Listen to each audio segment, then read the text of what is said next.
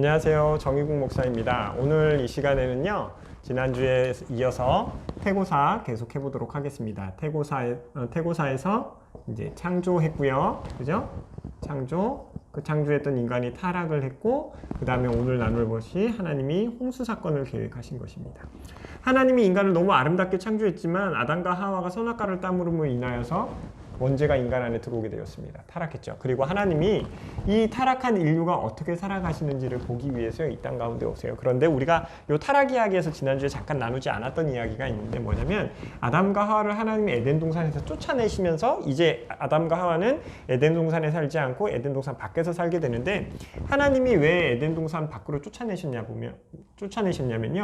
하나님이 에덴 동산 중앙에 선악과도 심으셨지만 그 옆에 뭐도 있었냐면 생명나무 실과도 함께 있었습니다. 그래서 쫓아내실 때 뭐라고 그러시냐면 저들이 선과 악을 분간하는 일에 우리와 같이 되었으므로 저들을 에덴 동산에서 쫓아내자.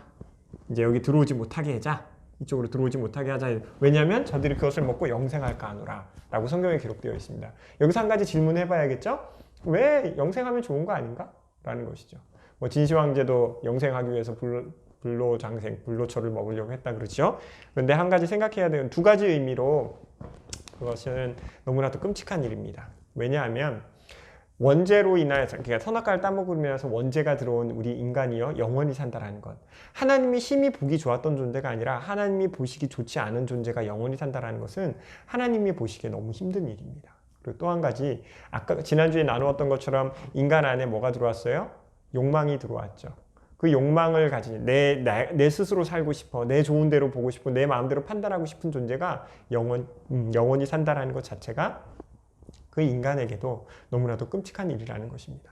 한번 타락한 인류가 어떤 삶을 살았는지 한번 되돌려 볼까요? 홍수 사건 나오기 전에 가장 먼저 살인 사건 일어난 것도 보십시오. 친족 간의 살인입니다. 가인이 아벨을 죽였죠. 그 아인이 영원히 산다고 생각해 보십시오. 자기 동생을 죽인 그 피 묻은 손으로 영원히 살아야 합니다. 그 뒤에 나오는 인류들도 마찬가지지요. 영원히 산다 했을 때 그 인류들이 어떤 존재로 살아갈지, 어떤 삶을 살아가게 될지, 하나님이 지으신 이 아름다운 세계 만물을 어떻게 사용할지 우리는 쉽게 생각해 본다면 결론에 도착할 수 있을 것입니다. 그래서 하나님이 쫓아내시고 영생나무 실과를 먹지 못하게 하셨다라고 볼 수 있을 것 같아요. 그런데 하나님이 이 아담과 하와가 쫓겨난 아담과 하와가 인류를 살아가면서 많은 인구를 낳았어요. 많은 사람들을 낳았는데 하나님이 이제 이 인류가 하나님이 얘네들 어떻게 사나 이렇게 봤더니 그 마음에 생각하는 바가 행사가 다 악하더라 라고 기록. 그래서 하나님이 인간을 지으신 걸 한탄하셨어요. 인간을 지으신 걸 한탄하셨어요. 그러니까 인간을 지으신 걸 한탄했다라는 것은 그건 후회했다, 이제 내 괜히 지었다 막 이게 아니라 그만큼 하나님이 아파하셨다라는 것을 뜻하는 것입니다. 그래서 하나님이 뭘 생각하시냐면요, 홍수로 이 지면에 있는 인간을 쓸어버릴 것을 계획하십니다. 그런데 하나님이 이 인류 중에서도 특별히 한 사람을 주목하십니다. 누군가 하면 바로 노아입니다. 성경에 보면 노아는 당대 의인이었더라 이렇게 기록되어 있습니다. 그러니까 하나님이 보시기에 합당한 사람이었다라는 것이죠. 여러분 생각해 보십시오. 노아가 살던 세상이 어떤 세상이었습니까? 노아가 살던 세상은요, 타락한 인간이 자신의 욕망에 이끌려서요, 자기가 원하는 대로 여인을 취하고 살인하고 성을 쌓고 자기만을 위해서 살던 시대가 바로 이런 시대입니다. 노아가 그 인생을요, 그 삶을 살아오면서 의인으로 살아내는 것은요 너무나도 어려웠을 거예요. 그 모두가 다 악하다라고 얘기하는 그 세상 가운데서 하나님 앞에 말씀에 순종하고 살아가는 이 노아, 하나님의 살아계심을 믿으며 살아가는 노아의 삶이 하나님 보시기에 아름다웠던 것입니다. 그래서 하나님이 노아에게 뭘 얘기하세요? 내가 40주야를 비를 내리겠다. 땅을 열고 하늘이 열려서 땅에서 물이 솟구치고 하늘에서 물이 쏟아지게 하시겠다라고 하나님이 얘기하십니다. 그래서 노아에게 뭘 만들라고 얘기하세요? 방주를 만들라고 얘기하시는 거예요. 그래서 노아가 열심히 방주를 만들고 노아가 이제 쌍을 지어가지고 방주 안에 이렇게 다 넣었는데 정의국 목사는 방주에 못 들어가죠. 짝이 없으니까 이런 거예요. 개그를 해도 될지 모르겠어요. 아무튼 그래서 이렇게 노아가 방주를 만들고 동물들 짝을 지어서 놓고요. 그 아래 이제 노아와 함께 들어가는 사람들이 있어요. 바로 셈, 함, 야벳입니다. 야벳인데 요 네 명이 들어가냐? 그렇지 않아요. 노아 플러스 아내, 셈 플러스 아내, 함 플러스 아내, 야벳 플러스 아내. 그래서 총 몇 명? 8명입니다. 중국어 한자 중에요. 배선자가 있어요. 근데 그 배선자 안에 보면 8, 8자가 들어있어요. 그래서 옛날부터 왜 배선자 안에 숫자 8, 8이 들어있는지를 설명하지 못하는데 성경에서 그 답을 찾는 사람들도 찾았다고 얘기하는 이런 신학자들도 있다고 저는 들은 적이 있는 것 같습니다. 어찌됐건 이 8명이 어디에 들어가는 거예요? 방주 안에 들어가는 거예요. 구원의 방주. 하나님이 만들라고 하신 방주에 들어가서 사는 것입니다. 이 방주가요, 이제 신학자들이 여러 가지 의미를 부여하기도 하는데, 방주가 구원의 방주잖아요. 그래서 예수 그리스도를 예표한다라고 얘기하시는 분들도 있습니다. 그 안에 들어가서 구원함을 얻었기 때문에 그렇죠. 어찌됐건 약 366일 정도, 뭐 한 360일 정도라고 보시면 돼요. 600년, 노아 나이 600년 2월 17일에 이제 비가 내렸고요. 그 다음에 601세, 노아 나이 601세 2월 27일에 방주 이제 비가 끝이고 이제 다 밖으로 나온 걸로 성경에 기록하고 있는데, 그렇게 해서 이제 약 1년 정도를 방주 안에서 생활하고 나오게 됩니다. 그리고 하나님이 노아에게 약속하시죠. 언약을 맺으시죠. 근데 언약을 맺으실 때 우리가 보통 두 가지를 하나님이 명령하시는데, 하나는 명령이고 하나는 이제 하나님이 약속하시는 건데, 우리가 보통 뭐에 많이 집중하냐면요, 무지개 언약에 많이 집중해요. 무지개 언약에 많이 집중하는데요. 그거 전에 하나님이 한 가지 언약을 하세요. 뭐냐면 이때부터 우리가 굉장히 기뻐해야 되는 사건이 하나가 있어요. 원래는 노아의 홍수 이전 시대까지는요, 하나님이 동물을 먹지 말라 그랬어요. 근데 하나님이 이제 노아 방주 이후에는요, 노아에게 하나님이 이제 육지에 있는 동물들 고기를 먹어라 이렇게 얘기하시는데, 한 가지 조건이 있어요. 뭐예요? 핏째 먹지 말라는 거예요. 핏째 먹지 말라. 왜냐면요, 피는요 곧 생명을 가리켜요. 피에 하나님이 그 피 흘리는 것을요, 피 흘리는 것으로 인하여서 그 생명이 그 피에 있다라고 얘기하고 있거든요. 그래서 핏째 먹으면 안 돼요. 그거는 하나님이 그 생명을 부어주신 것에 대한 기만이라고 얘기해서 이 피를 먹지 말라고 하나님이 명령하시고요. 그 다음에 하시는 것이 뭐냐면 이 무지개 언약이에요. 무지개 언약을 뭐 오늘날 시대에 뭐 여러 가지 의미로 사용하기도 하죠. 지난 강의 때도 잠깐 나누어 드렸지만, 뭐 다양성을 인정해 달라, 다양성을 인정하는 의미로도 빠주노초 파남포 다양성을 인정해 달라는 의미도 오늘날 사용하고 의미를 부여하고 사용하시는 분들도 계시지만요, 성경이 얘기하고 있는 무지개는 뭐냐면요, 다시는 이 세상을 물로 심판하지 않겠다라는 걸 얘기하고 있는 것입니다. 원래 이제 무지개가 영어로 하면 이제 레인보우잖아요. 레인보우를 이렇게 하늘로 그리고, 하나님이 원래는 물의 모든 심판과 진노를 땅에 쏟으셨는데, 이제 무지개를 보여주시면서 그 진노를 하나님이 거두어 가시겠다, 다시는 물로 심판하지 않겠다라고 얘기하고 계신 것입니다. 그런데 물 심판은 끝났지만요, 우리에게 남은 심판이 하나 있습니다. 그것이 무엇이죠? 바로 불심판입니다. 우리에게는 불심판이 남아 있습니다. 이 불심판을 향해서 우리가 달려가고 있는 것이고요, 마지막 오실 때의 징조로 이 불심판 때에 불심판이 있을 것을 우리가 다 알고 달려가야 될 것 같습니다. 그래서 하나님이 이런 언약들을 하시는데요, 우리가 이 노아의 이야기에서 꼭 이야기해야 되는 것이 한 가지가 더 있지요. 그것이 무엇인가 하면 바로 노아와 셈과 함과 야벳 관계 안에서 일어났던 술 사건입니다. 정확히 얘기하면 포도주 사건이죠. 포도주 사건인데, 무슨 사건이 있었죠? 노아가 포도주를 만들어서 취해버려요. 취해서 하체를 드러내놓은 상태에서 이제 잠이 드신 거예요. 우리 노아 형님께서 그러신 건데, 그걸 누가 보냐면 함이 봐요. 함이 보거든요.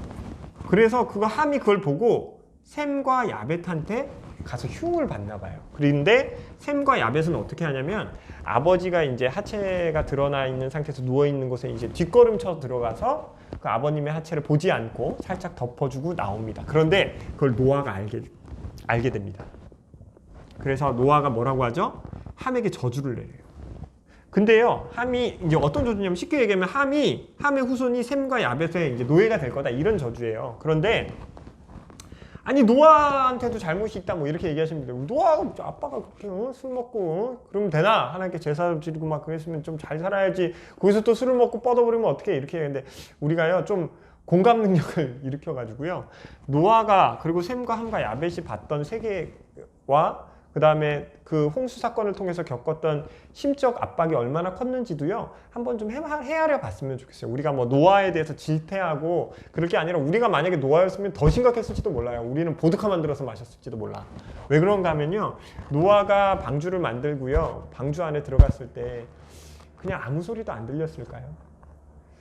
바깥에서 노아가 만든 노아의 방주를 두들기는 사람이 없었을까요? 저는 있었을 것 같아요. 가족일 수도 있었을 것이고 친척일 수도 있을 것이고, 근데 그 사람들의 소리를 다 무시하고 오로지 하나님의 말씀에만 순종해서 이 일을 한 것이죠. 정신적인 그리고 심리적인 압박이 굉장히 컸을 거라고 저는 생각합니다. 충분히 포도주 만들어 마시는 거 이해됩니다. 그렇다고 하라는 게 아니고요, 이해된다라는 거예요. 그래서 우리가 이 사건에 있어서 노아에 대해서 뭐 이렇게 뭐라고 하거나 할 게 아니라 우리는 더 할 수도 있었다라는 것을 좀 상기시키시고, 그런데 노아가 함에게 내리는 저주가 너무 심각해 보인다 이렇게 얘기하죠. 그런데 여기에서 우리가 생각해야 되는 건 함에게 내린 저주를 가지고 악용하는 사례가 우리 역사 안에서 있었다라는 사실이에요. 뭐 아시겠지만 함을 통해서 나오는 족속이 누구냐면요, 가나안 족속, 가나안과 구스 족속이라고 나옵니다. 그래서 가나안은 결국에 나중에 이제 셈의 후손인 아브라함의 후손 야곱과 뭐 이삭과 야곱, 아브라함, 이삭, 야곱, 요셉을 흘러서 이제 출애굽해서 나온 다음에 가나안 땅을 여호수아가 가나안 땅을 정복할 때 그 가나안 민족들이 되는 것인데,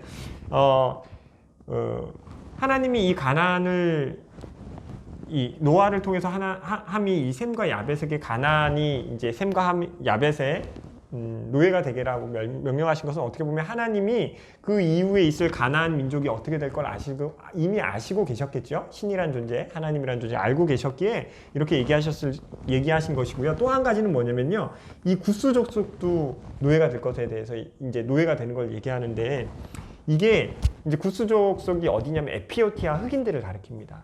그런데 이제 중세 대서양의 이제 대서양 무역의 시대가 열리면서요, 블랙 다이아몬드라는 이제 아주 값비싼 것들을 판매하기 시작합니다. 그 블랙 다이아몬드가 무엇이냐 하면요, 바로 흑인들입니다. 그런데 그때 교황청에서 무슨 얘기를 하냐면, 이 흑인들은 즉 구스 족속들이므로 우리 셈과 야벳의 족속의 후손이 되므로, 우리는 그들의 후손이 되므로 우리의 노예가 되어도 합당하다라는 것을 밝혀요. 그리고 나중에 이것에 대해서 잘못했다 얘기하기도 하고요. 또 하나는 이제 그 노예를 데려다가 많이 썼던 곳이 어디냐면 이제 아프리카에서 많이 데려다가 어디로 많이 이주시켰냐면, 아시다시피 미국, 유럽뿐만 아니라 미국으로도 많이 이주시켰죠. 그리고 미국에 갔던 프로테스탄트들, 뭐 침례교나 보통 이제 침례교 장로교에서도 이것을 빌미로 해서요, 흑인 노예를 쓰는 것을요, 심리적으로 그다음 양심적으로 거리끼는 것들을 많이 이제 위로하는 말로 이 본문을 많이 사용했다고 합니다. 그런데 절대로 그렇게 사용되어져서는 안 될 본문이고요. 잘못된 본문이라는 것을 우리가 꼭 기억했으면 좋겠습니다. 사람이 하나님의 말씀을요, 자기 욕망을 채우는 데 충분히 사용할 수 있습니다. 우리 인간은요, 악해서요, 하나님을 자기 편이라고 생각하고 자기 마음대로 하나님을 사용하려고 그래요. 나중에 여호수아서 볼 때 사사기서 볼 때 더 하겠지만, 하나님 절대로 우리 편 아니십니다. 우리 마음대로 끌려오시는 분 아니시고요. 하나님이 그 주권대로 행할 바를 행하시는 분이십니다. 선한 길로 인도하시는데 우리가 하나님의 편이 되어야지, 하나님이 우리 편이라고 생각하고 내 마음대로 살아서는 절대 안 된다는 것입니다. 오늘 태고사에서 홍수 사건 좀 나누어 보았는데요.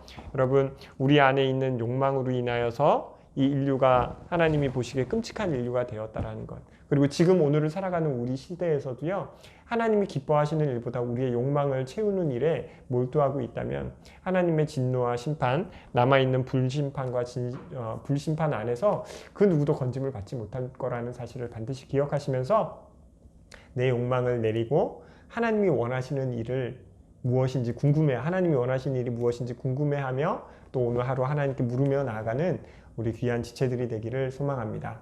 오늘 제가 준비한 건 여기까지고요. 다음 시간에는 민족들에 대해서 나누어 보도록 하겠습니다. 감사합니다. 샬롬.